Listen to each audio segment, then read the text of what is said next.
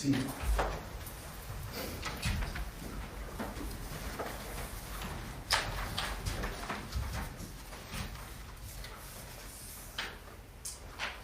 This morning, I would like to say a word on behalf of the disciple Thomas.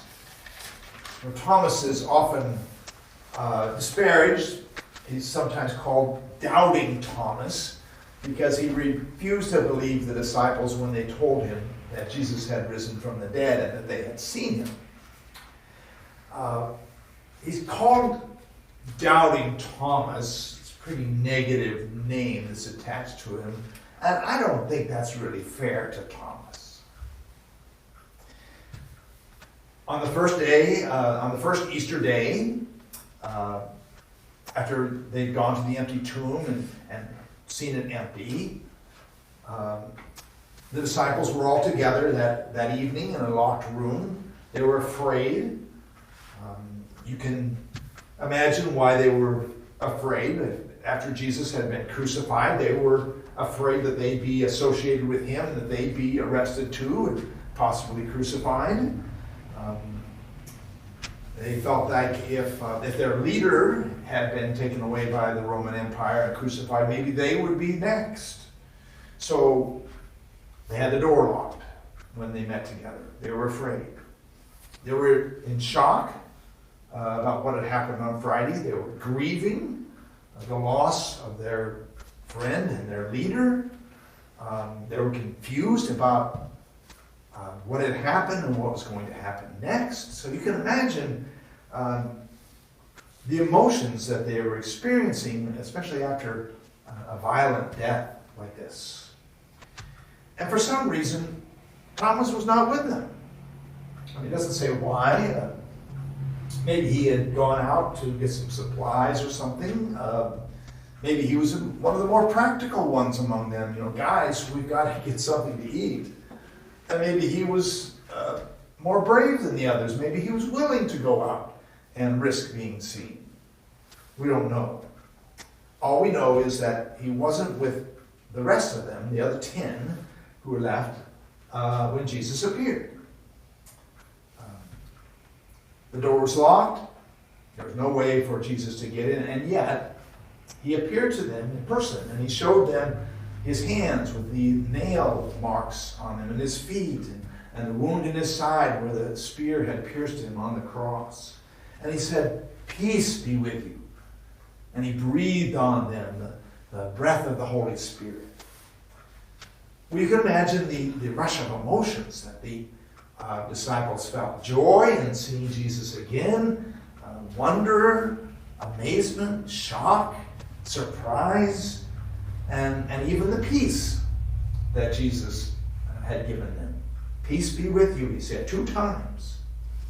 So later on, when Thomas came back, they tried to tell him what it was like, what this experience was like. We have seen the Lord. And they probably sounded crazy, or ecstatic, or over the top. I don't know what Thomas must have thought about that, but it's really not that surprising that Thomas would be reluctant to believe them.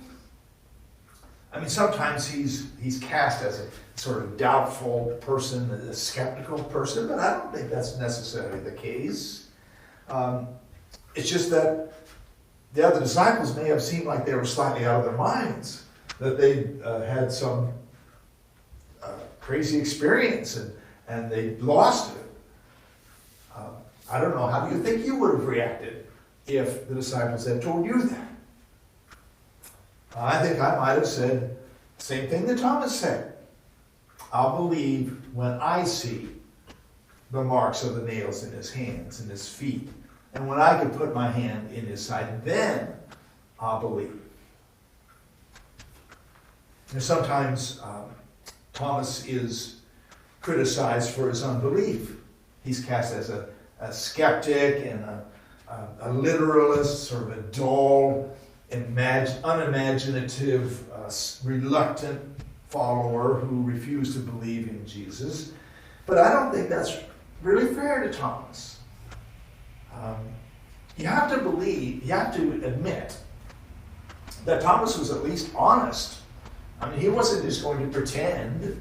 He wasn't just going to take somebody else's word on it. He was at least honest enough to say what he really thought. I think we owe Thomas a debt of gratitude for his integrity. He was willing to wait as long as necessary before he believed.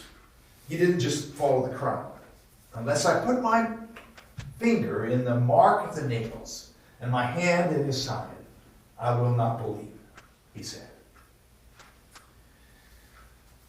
Some people are certain about their faith. You've seen that bumper sticker? God said it, I believe it, that's all there is to it. And you have to kind of envy people like that. I mean, they don't have any room for doubt. They're absolutely certain that it's cast in stone for them. But what is the cost of certitude? I mean, don't you think you have to give up something to be that certain?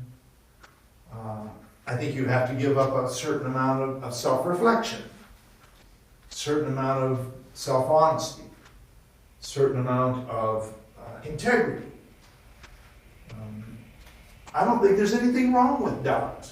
In fact, I think that doubt is a prerequisite to faith.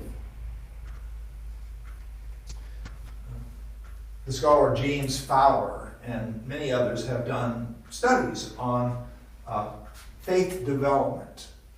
And what they find is that most everyone goes through stages of faith development. So throughout your life, most people have go through stages of developing their faith.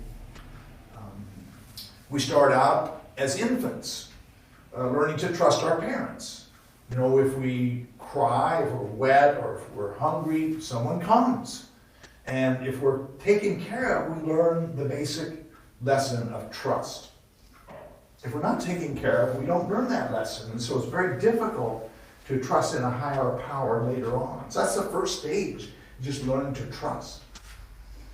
And later on, between the ages of, say, 3 and 7, after we learn language, after we learn to talk, then we hear the stories of faith. We hear stories and we see the symbols of faith. We see what our parents are doing and we join in with it. And so it's just a natural progression for us to take on those stories without analyzing them or criticizing them. We just accept them. And so little children, it's easy for them to believe in God. That's what they know. And then about 3rd grade, 4th grade, 5th grade, children learn reasoning, start to figure logic, and oftentimes children become little literalists, and they're very concerned with fairness and justice. It's not fair, they say. And they feel like good guys should be rewarded and bad guys should be punished. And that's part of the natural progression of faith development. And then when we become teenagers or young adults, we're beginning to form our own personalities. And we have to decide who we are against who our parents are. And so we become more independent. We start to push them away. We start to rebel in various ways, maybe subtle or maybe very outright. But in terms of faith, we often have to reject what we've been told in order to be able to take on our own faith. We have to make it our own. So doubt is part of that development. What we find is there is such a thing as faith, but we have to make it ourselves. And this is only natural and good. Young people become like Thomas. They say, I won't believe unless I have proof. Every person has to go through this themselves in order to take their faith later on. And as we grow older, in our 20s and 30s, We begin to understand that faith is more nuanced than that. We begin to acknowledge paradox and complexity. Something can be both true and not true at the same time. Or it can be true on one level and not true on another. Or something can be true in a physical sense, but it can also be true in a spiritual sense. So when we begin to understand this, our faith can become more nuanced and actually deeper. And we begin to claim our own faith, not just the faith of our parents or our teachers or pastors or someone we heard on the TV, but our own faith. We can claim it. So doubt is a necessary step in the faith journey. If we don't doubt at some point, we'll never be able to claim our own personal faith. We'll just be copying someone else. Now, not everyone goes through all the stages. Some people get stuck at some of the lower stages. But if we're healthy, normal people, we hope that we'll be able to move through the stages of faith. So I don't think Thomas should be called Doubting Thomas. I think he should be called Honest Thomas or Courageous Thomas. There's nothing wrong with doubt. Do you remember that story in the Gospel of Mark? A young father brings his little boy to Jesus to heal his epilepsy. And Jesus says, all things are possible for those who believe. And the father cries out, I believe, help my unbelief. And it seems like what he's saying is that belief and unbelief exist at the same time in the same person. It's not just that we have a rock, a single certitude about faith, but we're at different levels at different times. And I think the gospel acknowledges that.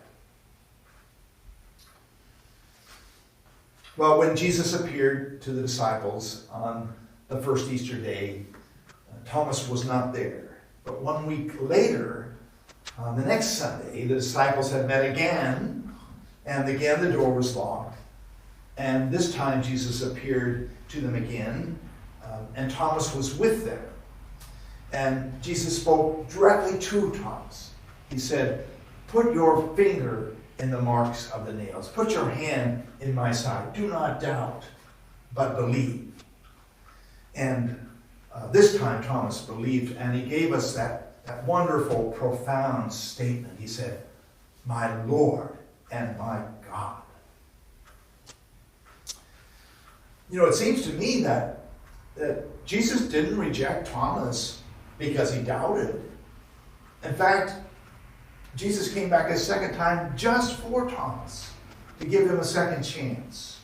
Jesus seemed to respect Thomas's doubt. And I think that God will do the same thing for us. I think that God honors our feelings of doubt and our questioning. Doubt doesn't make our faith weaker, but I think it makes it stronger. I mean, one of the things I like about the Episcopal Church is that it allows people to ask questions. You don't just have to fall into line and be lockstep like everybody else. We understand that everyone is at a different place in their faith journey. And we say, no matter where you are in your faith journey, you're welcome to come to communion. The resurrection of Jesus is the foundation of Christian faith. It's the basic story.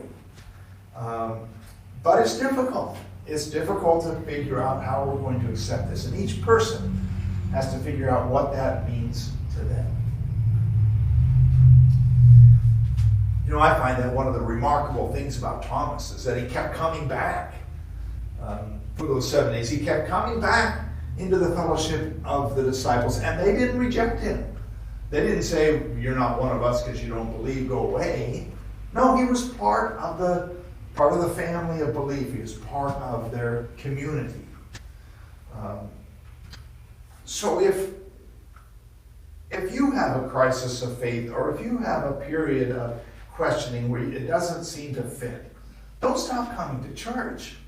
Let the other people in church carry you for a while, like the disciples carried Thomas as well. And when you get through that period, and I'm sure you will, then you can say one more time, my Lord and my God.